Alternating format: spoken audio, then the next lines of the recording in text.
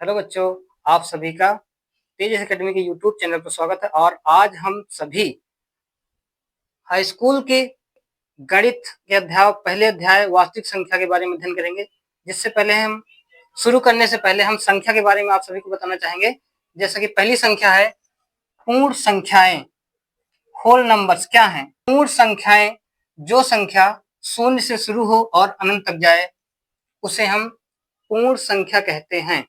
Example जैसे 0, 1, 2, 3, 4, 5, 6, dash dash dash, 218, 20, 28, 6000 या लाख में, करोड़ों में, जितनी भी संख्याएं होती है सभी प्रकार की संख्या पूर्ण संख्या कह सकते हैं।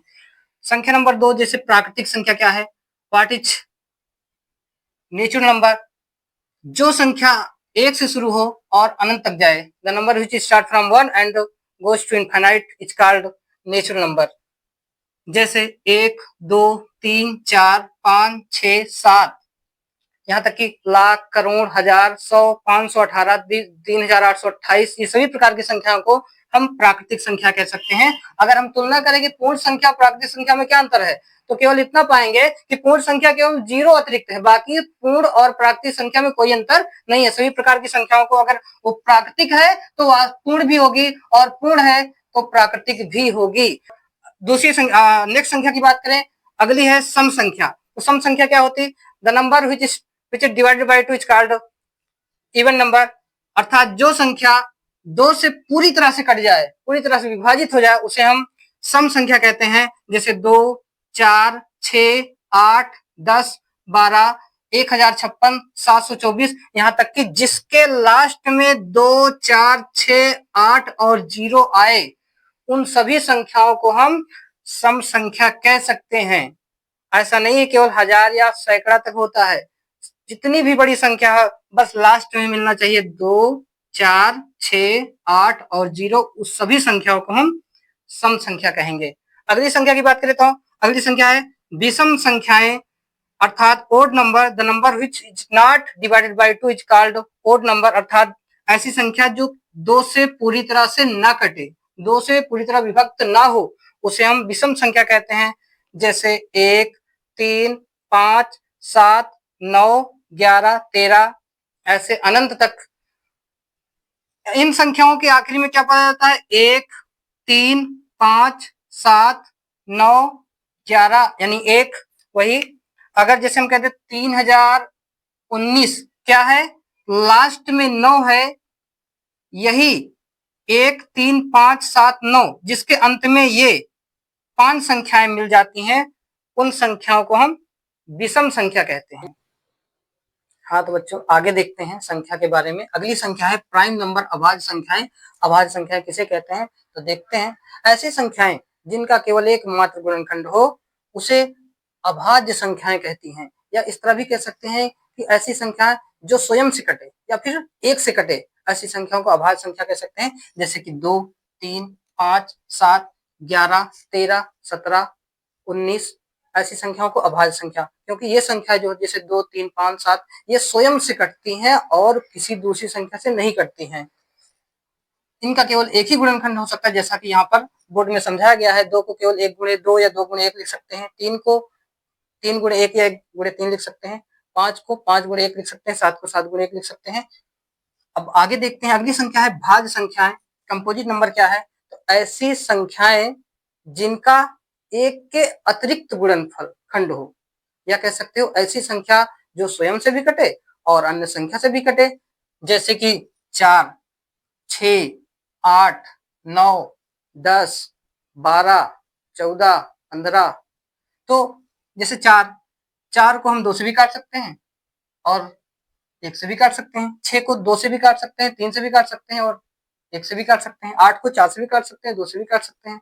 तो ऐसी संख्याओं को हम क्या कहते हैं? भाज्य संख्याएं, कंपोजिट नंबर।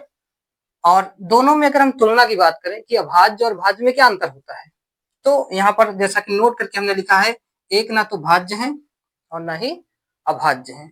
अगर कोई क्वेश्चन पूछ लिया जाए कि अगर एक भाज्य नहीं है और अभाज्य नहीं तो एक है क्या, तो एक केवल और केवल एक प्राकृतिक संख्या है, केवल मात्र प्राकृतिक संख्या या पहली प्राकृतिक संख्या या पहली विषम संख्या है। अगली संख्या की बात करें, पूर्ण वर्ग संख्याएं।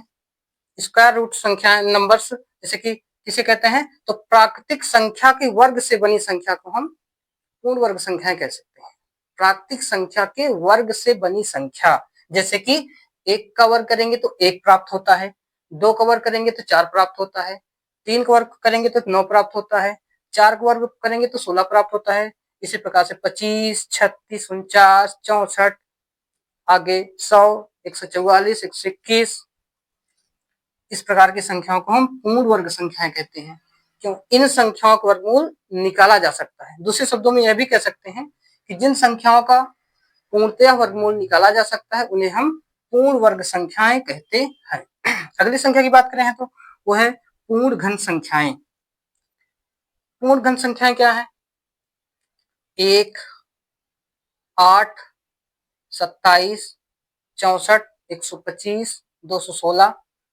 और अगर हम डिफिनीशन की बात करें तो पूर्ण वर्ग संख्याओं की जैसे प्राकृतिक संख्या के घन से बनी संख्या, प्राकृतिक संख्या के घन से बनी संख्याओं को हम पूर्ण घन संख्याएं कहते हैं। जैसे 1 का हम घन करेंगे तो 1 प्राप्त होगा, 2 का घन करेंगे तो 2 गुणे 2 गुणे 2 8 प्राप्त होगा, 3 का घन करेंगे 3 गुणे 3 गुणे 3 27 प्राप्त होगा, 4 का घन करेंगे तो 4 गुणे 4 गुणे 4 64 प्राप्त होगा। इसी प्रकार से 125, 216, 343 इस प्रकार की संख्याओं को हम पूर्ण घन संख्याएं कहते हैं। अगर हम अगली संख्या की बात करें दोस्तों तो है अगली संख्या है पूर्णांक, इंटीजर। इंटीजर क्या है? आप सोच रहे होंगे इंटीजर बड़ा आसान है, इसको समझना समझ लो आपकी सोच से भी बड़ा आसान है। जैसे कि सभी धनात्मक व ऋणात्मक पूर्ण संख्या ही पूर्णांक कहलाता है। आप सोच रहे होंगे पूर्ण संख्या, तो पूर्ण संख्या कंफ्यूज नहीं होना है दोस्तों। पूर्ण संख्या हम पूर्ण वर्ग संख्या की बात नहीं कर रहे हैं, उस पूर्ण संख्या की बात कर रहे हैं जो 0 से शुरू होती है और अनंत तक जाती है, वो पूर्ण संख्या की बात कर रहे हैं। अर्थात कह सकते हैं सभी प्राकृतिक, हालांकि उसमें 0 नहीं होता है इसलिए हमने पूर्ण लिखा है, तो पूर्ण संख्या ही चाहे वो धनात्मक हो या ऋणात्मक हो, हम उनको हम क्या कहेंगे? पूर्णांक, इंटीजर कहेंगे। जैसे उसमें 0 भी शामिल होता है, पूर्णांक में 0, 1, 2, 3, 4, 5, 6, 7 या -1, -2, -3, -4। और आगे आगे अगली संख्या देखते हैं, रियल नंबर, वास्तविक संख्या। क्रम में देखते हैं कि अगली संख्या है वास्तविक संख्या, रियल नंबर। ये रियल नंबर, वास्तविक संख्या क्या है? तो परिमेय संख्याओं और अपरिमेय संख्याओं को ही हम वास्तविक संख्या कहते हैं। अब शायद वास्तविक संख्या में परिमेय अपरिमेय क्या है तो उसको तो जानते ही नहीं, शायद आप हो सकता है जानते भी हैं। तो सबसे पहले हम सोचेंगे कि परिमेय और अपरिमेय ही सीख लीजिए। तो परिमेय क्या है? Rational number. तो परिमेय संख्या क्या है? ऐसी संख्याएं जिन्हें हम p/q के रूप में लिख सकते हैं या भिन्न के रूप में लिख सकते हैं, लेकिन q बराबर 0 ना हो, अर्थात जिससे हम भिन्न के रूप में, अंश बटे हर के रूप में लिख सकते हैं लेकिन हर 0 ना हो, ऐसी संख्या को हम परिमेय संख्या कहते हैं, रेशनल नंबर कहते हैं। जैसे कि 1, 2, 3, 4, 5, 6, 7। प्राकृतिक संख्या, ये सब इसमें जो है परिमेय संख्या के अंतर्गत आ जाएगी। सभी प्रकार की पूर्ण संख्या, प्राकृतिक संख्याएं, ये संख्याएं प्राकृतिक संख्या होती हैं। जैसे 1, 2, 3, 4, 5, -1, -2, -3, धनात्मक, ऋणात्मक, सभी संख्याओं को जैसे भिन्न फ्रैक्शन में या पॉइंट में, लेकिन वो इनफाइनाइट तक ना गया हो, जैसे 0.24, 0.027। और अंडर रूट के अंदर भी कुछ ऐसी संख्याएं होती है जिसे हम परिमेय संख्या कहते हैं। तो कहो वो ऐसी कौन संख्या है जो करनी के अंदर भी हो और परिमेय भी हो? तो ऐसी संख्याओं को हम कहते हैं जो करनी के अंदर होते हुए भी परिमेय संख्या कहते हैं। उन संख्याओं को हम कहते हैं पूर्ण वर्ग संख्या। अगर ऐसी संख्याएं अंडर रूट के अंदर हैं तो उन संख्याओं को हम परिमेय संख्या कहते हैं, लेकिन वो संख्या क्या होनी चाहिए? पूर्ण वर्ग संख्या। अगले क्रम में देखते हैं कि अपरिमेय संख्या क्या है।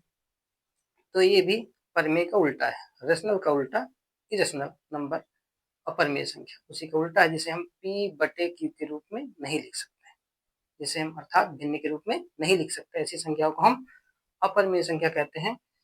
अपरिमेय संख्या लगभग 2 या 3 रूपों में हो सकती है। तो पहला रूप जैसे देख लीजिए कि √2, √3, √5, √6, √7, √8, √10, इन संख्याओं को हम अपरिमेय संख्या कहते हैं। और कुछ लोग सोच रहे होंगे कि रूट 4 रूट या 9 क्यों नहीं बोले, क्योंकि यहाँ पर रूट 4 का वर्गमूल निकाला जा सकता है, रूट 9 का वर्गमूल निकाला जा सकता है, जो कि वो परिमेय है, अपरिमेय नहीं है।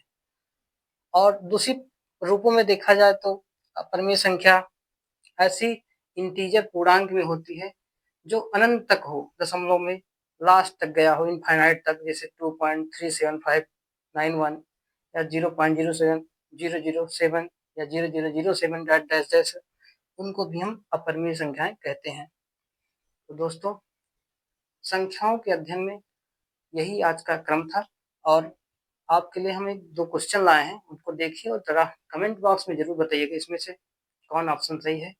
अगर इन संख्याओं के अध्ययन में आप लोग जो पढ़ रहे हैं इसमें कहीं समस्या हो, कुछ दिक्कत हो, कुछ पूछना है तो आप हमसे कमेंट में जरूर पूछ सकते हैं। मैं आपसे प्रॉमिस करता हूँ कि मैं आपका सलूशन जरूर दूंगा।